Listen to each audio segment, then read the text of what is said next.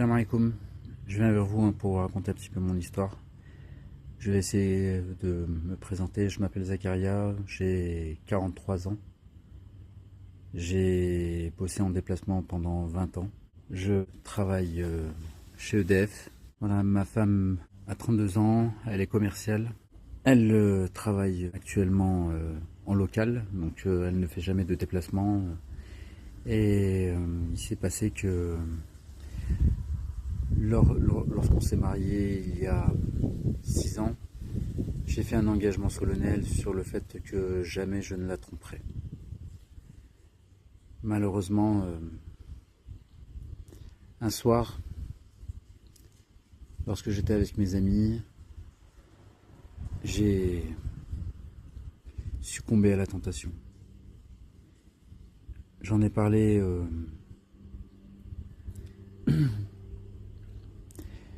excusez-moi, c'est pas facile à dire. J'en ai parlé sur les réseaux, donc j'ai expliqué un petit peu ce qui s'était passé. Je vais essayer de développer. Donc ma femme en fait a eu lorsqu'elle était enceinte déjà c'était très compliqué. Les rapports intimes étaient très distants. Lorsqu'elle a accouché, ça a été encore pire, on va dire. On a essayé de se laisser beaucoup de temps. J'ai essayé d'être patient. Mais voilà, un soir, en sortant, j'ai craqué. Je m'en suis gravement voulu parce que le week-end en rentrant, j'avais tellement honte que je ne parlais plus. Et quand je parlais, j'étais de mauvaise humeur, j'étais en colère contre moi-même. Et malheureusement, je le faisais subir un petit peu aux autres, donc à mes enfants et à ma femme. Donc après, j'ai essayé de revenir un petit peu à la raison. Je me suis remis dans la religion à fond pour essayer de me faire pardonner mes erreurs. Ça n'a pas été un moment facile. Et 2 ans sont passés. Les choses se sont pas vraiment améliorées. Elle avait pas mal de difficultés suite à l'accouchement. Elle avait toujours pas réussi à récupérer. On a essayé d'en parler. J'ai essayé de lui dire que ça allait pas, que j'avais besoin d'elle. Mais comme la douleur était présente et qu'elle ne pouvait pas, malheureusement, j'ai recommencé. J'ai recommencé au bout de 2 ans. Donc voilà, on s'est séparés. On a toujours essayé de rester sous le même toit. Donc pendant 1 mois, ça a été plus que compliqué, je vais vous dire, lorsqu'elle a su la vérité. Au bout de la 2e, après être tombé sur un SMS, j'étais vraiment pas bien. J'étais vraiment pas bien, j'étais mal, j'avais tellement honte. Intérieurement, c'est comme si mon monde s'écroulait. Lorsque j'ai vu surtout la peine dans ses yeux, la douleur qu'elle a pu avoir, je m'en voulais encore plus. Au bout d'1 mois, grâce à des amis, on a fait appel à un imam. L'imam est venu, nous a réconciliés. Et j'ai essayé d'être un mari exemplaire pendant 1 mois. Même si les attaques étaient très fortes de son côté, j'ai essayé d'être patient. Mais voilà, elle avait le doute sur tout. Elle commençait à avoir plein de doutes sur plein de choses. Et le doute qu'elle a pu avoir, c'était des attaques systématiques contre ma personne, contre mes valeurs, soi-disant, contre mes mensonges, contre un ensemble de choses. Elle m'a dit qu'elle n'avait plus confiance en moi et elle a demandé séparation. Lorsqu'elle a demandé séparation, on a essayé d'en parler un petit peu, mais c'était en vain. Son choix était fait et je ne savais plus vraiment quoi dire. Je me suis senti tellement mal que les crises de colère, de nerfs, étaient tellement intenses que je savais plus où aller, je savais plus quoi dire. Pas évident d'en parler. Là actuellement ça fait 3 mois qu'elle a quitté le domicile familial. Les procédures de justice sont déjà bien avancées. J'arrive pas à m'en remettre. Elle essaye d'avancer de son côté. Et voilà, donc je vois mes enfants un week-end sur deux. J'ai uniquement leur droit de leur téléphoner le mercredi à 18h. Sinon, pendant une semaine, des fois, je n'ai pas le droit de leur parler. C'est pas quelque chose d'évident, c'est pas quelque chose de facile. J'essaie, Inch'Allah, de pouvoir la reconquérir, mais le fait qu'elle n'ait plus confiance en moi, perdre la confiance d'une personne, c'est pas certes facile de pouvoir la récupérer. C'est pas évident. Et surtout, j'ai l'impression d'avoir brisé ma famille. Je pense à ma fille qui le vit très mal. Ma fille a 4 ans. Mon fils a 2 ans. Mon fils, ça allait le premier mois. Et au bout à la fin du premier mois, il a commencé à faire vraiment n'importe quoi. Il avait perdu ses repères. Il savait plus du tout où l'on était. Ma fille, par contre, a vécu un mois très compliqué à pleurer. Chaque fois qu'elle me voyait, je me sens coupable de tout ça. Je me sens coupable de tout le mal que j'ai pu leur faire. Peut-être qu'avec le temps, Inch'Allah, on réussira à se remettre ensemble, mais elle a décidé à vouloir divorcer au plus vite. D'une certaine manière pour mieux m'oublier, ce que je peux comprendre. Après tout le mal que j'ai pu lui faire. Actuellement, je suis seul. J'ai gardé la maison avec ce qu'elle me demande, donc du coup je vais perdre la maison. J'ai déjà perdu ma voiture, elle est partie avec. Question matérielle, question argent, je m'en fous en fait. L'argent, ça vient, ça part, et en plus, alhamdoulilah, Rabbi subhanahu wa ta'ala, il m'a plus que gâté, donc c'est vraiment pas un problème. C'est surtout les enfants. Les enfants qui me font le plus de mal. Pour moi et elle, on arrivera à surmonter les choses. Mais les enfants séparés, c'est très compliqué. Surtout, j'oublierai jamais la tristesse sur le visage de ma fille. Chaque fois qu'on se sépare et lorsqu'on vient pour se retrouver, c'est entre joie et larmes. Elle sait plus du tout où elle en est. Elle dit j'ai envie de parler à papa, mais elle ne veut pas forcément. Est-ce que je peux comprendre? Bref, c'est pas quelque chose que je souhaite à tout le monde, Inch'Allah.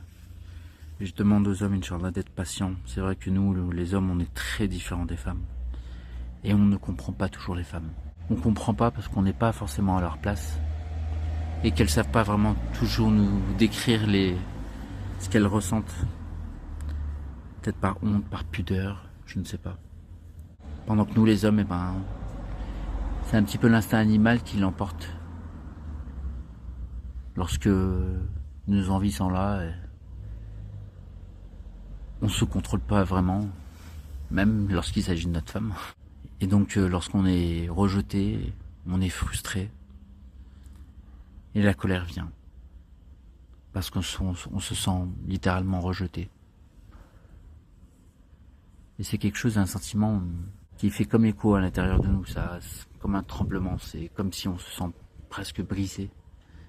Le fait d'être rejeté par son épouse, pour X raisons, c'est pas quelque chose d'évident. Voilà, après, c'est vrai que la polygamie existe, c'est vrai que, alhamdoulilah, on a la chance d'avoir une belle religion qui nous permet d'avoir plusieurs épouses, mais encore, faut-il que la première ou l'épouse soit d'accord d'avoir une concurrente, on va dire, même si c'est pas vraiment le cas. Mais si on pratiquait vraiment notre religion et qu'on permettait à l'homme, dans cette société occidentale moderne, soi-disant, qu'on puisse avoir le droit à la polygamie, ces choses-là n'existeraient pas. On n'est vraiment pas fait pareil. Lorsqu'une femme s'emporte aussi, on ne sait pas toujours pourquoi elle s'emporte, entre ses hormones. Bref, je suis pas un expert dans la matière. Je peux juste dire que j'essaie d'accepter ce vide au fond de moi, et j'espère avoir été un minimum clair. Je sais que je suis fautif. Je sais que je suis fautif. Je sais que, à l'heure actuelle, après avoir vu tout ce que j'ai perdu, toute la peine que j'ai pu engendrer autour de moi, c'est pas quelque chose que je pourrais réparer, je pense. Alhamdoulilah, il y a une chose au moins dans cette difficulté qui a fait que pendant longtemps, j'avais pas l'impression d'être aimé par Allah, ou que j'avais pas forcément de signes de révélation de sa part. Je sais pas comment décrire la chose, mais au fond de moi, je faisais mes prières, je faisais le ramadan, je faisais tout en sorte pour que ça se passe bien, pour essayer d'être le plus exemplaire possible. Et il s'est passé quand même ce qui s'est passé. Mais alhamdoulilah, dans cette difficulté, c'est la première fois qu'au fond de moi, je sens la présence de Dieu. Subhanallah, c'est comme si il était là pour moi. Vous savez, lorsque je reçois toutes les lettres des avocats, lorsque l'huissier de justice est venu, etc. Alhamdoulilah, chaque fois je pleurais, je me mettais à genoux sur mon tapis de prière. Et je faisais des invocations et subhanallah, c'était comme si il apaisait mon cœur. Je saurais pas le décrire, c'est vraiment fort. Même là, juste à vous en parler, franchement, ça me donne envie de pleurer de bonheur.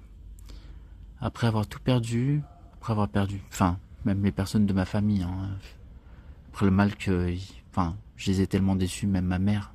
Sa mère, j'en parle même pas, toute sa famille est au courant, la honte sur moi, quoi.